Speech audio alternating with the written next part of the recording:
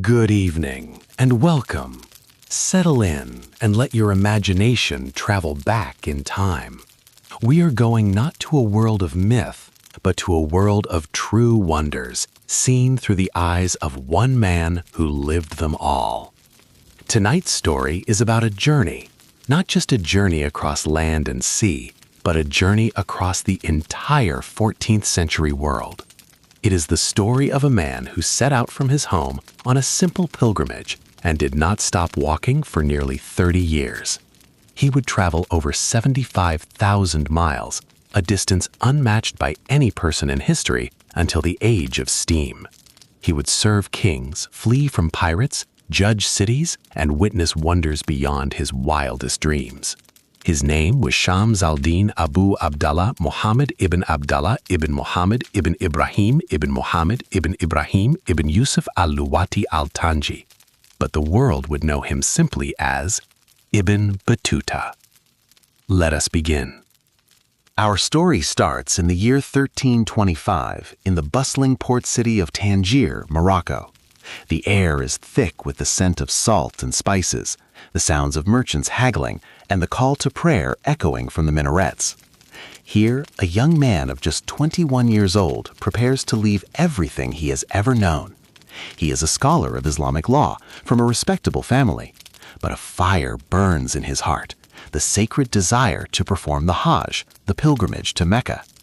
He writes in his journal, "I set out alone, having neither fellow traveler in whose companionship I might find cheer, nor caravan whose party I might join, but swayed by an overmastering impulse within me and a desire long cherished in my bosom to visit these illustrious sanctuaries." Imagine him on that day. He bids farewell to his parents, knowing he may not see them again for years, if ever. He feels the sorrow of parting, but the pull of Mecca is stronger. He is young, confident, and perhaps a little naive. He believes his journey will take 2, maybe 3 years. He has no idea that he has just taken the first step on a road that will circle the known world. His path takes him across the breadth of North Africa. He joins caravans for safety, sleeping under the stars in the vast, silent desert. He studies with scholars in the great cities of Tunis and Alexandria. But the journey is not easy. Early on, he is struck by a fever, so severe he has to tie himself to his saddle to keep from collapsing. When a fellow traveler advises him to rest, to stay behind until he recovers, Ibn Battuta refuses. He says, "If God decrees my death, then it shall be on the road with my face set towards Mecca." The spirit of the traveler was already awake within him. This was not just a duty, it was his destiny. After months of travel, Ibn Battuta arrives in a city that is, at that time, the very center of the Islamic world, Cairo. For a young man from Tangier, Cairo is a revelation. The river Nile flows, broad and majestic, lined with boats. The streets are so crowded with people he can barely move. He sees the great pyramids in the distance, ancient monuments that were already thousands of years old. He describes the city with pure astonishment. Mother of all cities, he calls it, mistress of broad provinces and fruitful lands, boundless in its multitude of buildings, peerless in beauty and splendor. He spends his time studying at the world-famous Al-Azhar University, listening to the most brilliant minds of the age. But Mecca still calls.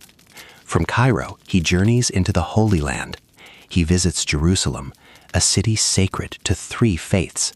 He walks the hallowed ground of the Al-Aqsa Mosque and the Dome of the Rock, and he is moved to tears by its beauty and history. He moves on to the great city of Damascus, the jewel of Syria. Here he spends the month of Ramadan, and his descriptions paint a picture of a city alive with faith and charity. He speaks of the endowments that pay for the freeing of prisoners, for the weddings of poor maidens, and even for paving the streets. Finally, after more than a year of travel, he joins the great Hajj caravan leaving from Damascus. It is a city on the move. Thousands upon thousands of pilgrims, merchants, soldiers, and officials, all stretching for miles across the desert. They carry everything they need, their path lit by torches at night. And at the end of that long, dusty road, lies the destination he has dreamed of his entire life. He arrives in the holy city of Mecca. He performs the tawaf, circling the Kaaba 7 times amidst a sea of fellow believers from every corner of the earth. He feels an overwhelming sense of unity and humility. He has fulfilled his sacred duty. He is now al-Haji, one who has completed the pilgrimage. His journey should be over. He should turn around and begin the long walk home to Morocco. But the world has opened up to him, and Ibn Battuta discovers a new insatiable desire. He does not want to go back. He wants to see it all. Instead of heading west, Ibn Battuta turns east. He has decided he will not travel the same road twice. The thirst for knowledge and experience has fully taken hold. He joins a caravan heading into what was once the mighty Persian Empire, a land of poets, gardens, and ancient cities. He journeys through Baghdad, the former capital of the Abbasid Caliphate. Though it was ravaged by the Mongols a century earlier, he still sees glimpses of its former glory. He travels through the mountains of Persia, visiting cities like Isfahan and Shiraz, whose art and architecture leave him breathless. He is no longer just a pilgrim. He is an explorer, a geographer, an anthropologist. He is fascinated by the different ways people practice their faith, the local customs, the food, the clothing. His training as a legal scholar makes him a keen observer. He doesn't just see a place, he analyzes it. From Persia, he sets sail from the Gulf, journeying down the coast of East Africa. He visits the bustling trading port of Mogadishu, where he is treated as an honored guest. He marvels at the wealth of the Sultan and the strange foods, like bananas and rice cooked in ghee. He sails further south to Kilwa, a city he describes as one of the most beautiful in the world, built from coral stone. He has now seen Africa, the Middle East, and Persia. He has traveled by camel, by donkey, and by ship. He has been a student, a pilgrim, and a guest of kings. His reputation as a learned scholar and a world traveler begins to precede him. But the greatest adventures and the greatest dangers still lie ahead. He sets his sights on a land of fabled wealth, a place of legend, India. To get to India, Ibn Battuta must cross the formidable Hindu Kush mountains. The journey is brutal. He describes wrapping his feet in cloth to protect them from the deep snow, feeling as though they would freeze and fall off. But he pushes on, and after years of travel, he finally arrives in the Sultanate of Delhi. India in the 14th century is ruled by Sultan Muhammad bin Tughlaq, one of the most complex and terrifying rulers in history.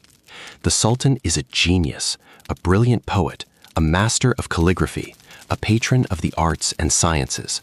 He is also famously generous, showering visitors with gold, palaces, and titles. But he is also a man of terrifying cruelty and paranoia. He is known to execute people for the smallest offenses. His court's entrance often slick with the blood of the condemned. Ibn Battuta, as a renowned Islamic scholar, is welcomed with open arms. The Sultan, eager to fill his court with foreign talent, immediately appoints him as a qadi, a judge for the city of Delhi. He showers him with a salary, a mansion, and thousands of silver dinars.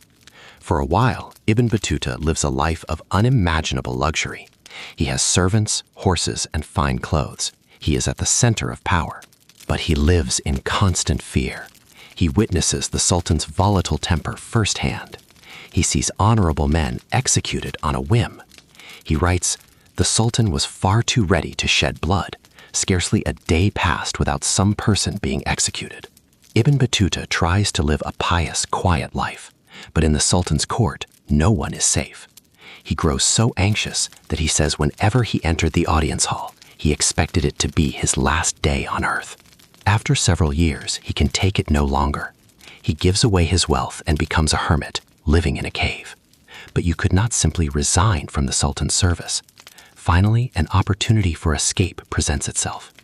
The Sultan decides to send a diplomatic mission to the Mongol Emperor of China, and he needs a man of status and learning to lead it. He chooses Ibn Battuta. It is the perfect escape.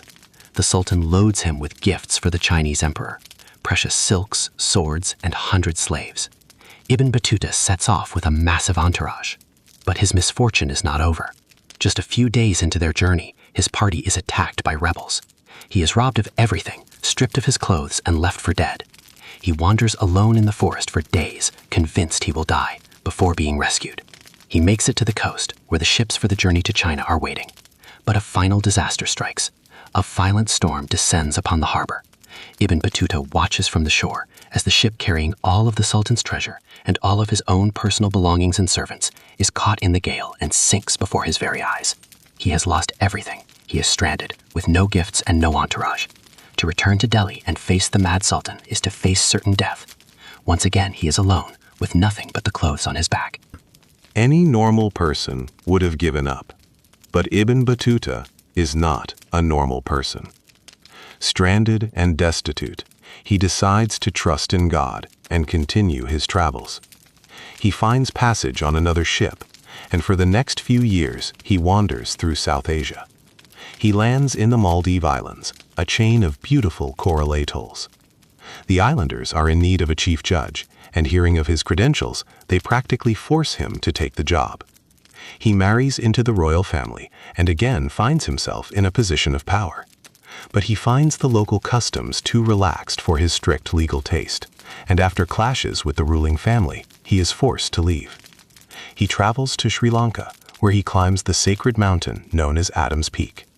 He then sails for the greatest journey of his life, the voyage to China. China is another world entirely. He is amazed by its sheer size, its organization, and its artistic craftsmanship. He calls it the safest and best regulated country in the world for a traveler. He marvels at the porcelain, the silk, and the sheer skill of the artists who can paint a perfect portrait of any foreigner who passes through their city. Yet he is also disturbed. Despite the country's beauty and order, he feels like an outsider. The culture is too alien, and the prevalence of idolatry deeply troubles his Muslim faith. He admits, "Though there was much to admire in China, it did not please me. I was deeply depressed by the prevalence of unbelief, and when I left my lodging, I saw so many blameworthy things that I stayed indoors and went out only when necessary." He has now reached the far edge of the world.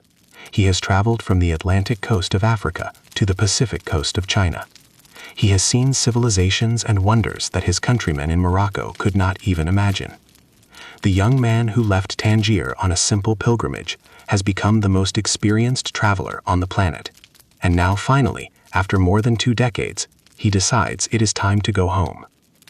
The journey back is long and filled with its own adventures. He sails through the Indonesian archipelago, across the Indian Ocean, and back to the Persian Gulf. He travels overland through Syria, where he learns of a devastating plague, the Black Death, that is sweeping across the world, killing millions. He arrives in Cairo to find the streets nearly empty. He learns that his own father had passed away 15 years earlier. The world he is returning to is not the one he left. Finally, in the year 1349, a ship carrying Ibn Battuta docks at the coast of Morocco. He has been gone for 24 years. He makes his way to his hometown of Tangier, filled with anticipation to see his family. But when he arrives, he is met with heartbreaking news. His mother had died from the plague just a few months before his return. He has circled the globe, but he has outlived the very people he longed to see again. The world had changed, and so had he. But the road was not done with him yet. Even after all this, his curiosity was not satisfied. After a short rest, he undertakes one last great journey. This time not to the rich and storied lands of the East, but south, across the greatest desert on earth, the Sahara. He joins a salt caravan, traveling for months across an ocean of sand to reach the legendary Empire of Mali, one of the wealthiest empires in the world, famed for its gold. Here he finds a world utterly different from Persia or China. He is impressed by the people's devotion to their faith and the safety of the kingdom, but he is also shocked by some local customs, which he considers undignified. He has seen the entire spectrum of the Islamic world, from the sophisticated courts of Delhi to the desert kingdoms of Africa. At last, in 1354, he returns to Morocco for good. He is now over 50 years old. The fire of youth has cooled, and the road has finally let him go. Back in Morocco, the Sultan, hearing of this man who had seen the entire world, commanded him to dictate his story. For months, Ibn Battuta sat with a young scribe named Ibn Juzay, recounting the adventures of his lifetime. He poured out the memories of 30 years, the sights, the sounds, the fears, the triumphs. Ibn Juzay carefully wrote it all down, preserving the story for history in a book simply titled A Gift to Those Who Contemplate the Wonders of Cities and the Marvels of Traveling. We know it today as the Rihla, or the Journey. Without this book, his incredible story would have been lost, carried away like a footprint in the desert sand. When he finished his dictation, Ibn Battuta settled down. He took a job as a judge in a small Moroccan town and lived out the rest of his days in peace. The man who had walked across the world finally came to rest. His journey was more than just a collection of adventures.